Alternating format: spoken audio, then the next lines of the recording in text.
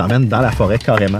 On va voir qu'est-ce qu'il y a. Peut-être quelques conifères pour aromatiser notre préparation. On va se mettre des maïs dans le feu. On va se mettre des courges dans le feu, brûler l'extérieur, prendre une chair super tendre à l'intérieur. On va se mettre l'orignal, mettre le vin rouge. On va vraiment travailler avec le feu, un peu comme le faisaient mes ancêtres. Oh, ça va être super intéressant. J'ai déjà faim. Moi aussi.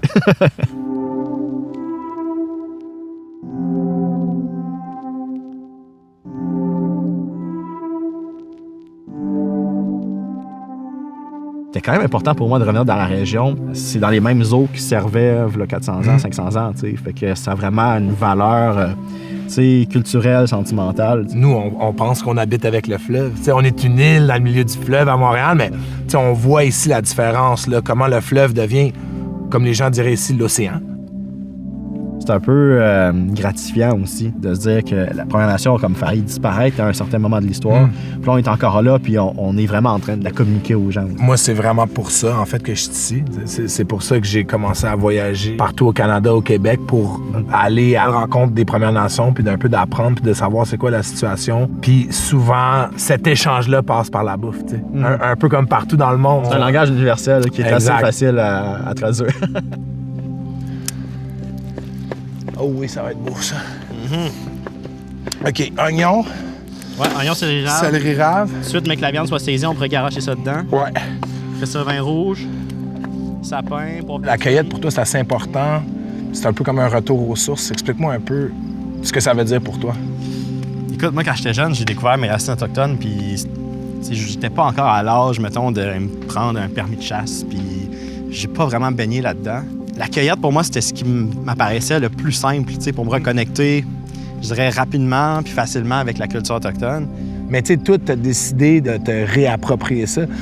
Pourquoi c'est important pour toi de faire partie de la communauté? Ben, écoute, c'est sûr que la culture autochtone, déjà en partant, ça m'a énormément inspiré, là. Puis la gastronomie, je trouve que c'est un bon moyen de reconnecter avec ma culture, comprendre c'est quoi qui se passait sur le territoire, comprendre c'est quoi qui pousse sur le territoire. C'est sûr que l'objectif principal, c'est vraiment, tu sais, de rendre la culture autochtone, la gastronomie autochtone accessible à tout le monde, t'sais. Tu sais, moi, je le dis à mes amis, le 30 septembre, tout le monde va porter des chandails orange.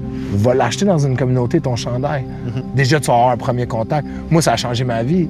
Je suis jamais parti d'une communauté sans m'avoir fait des amis pour la vie, tu sais.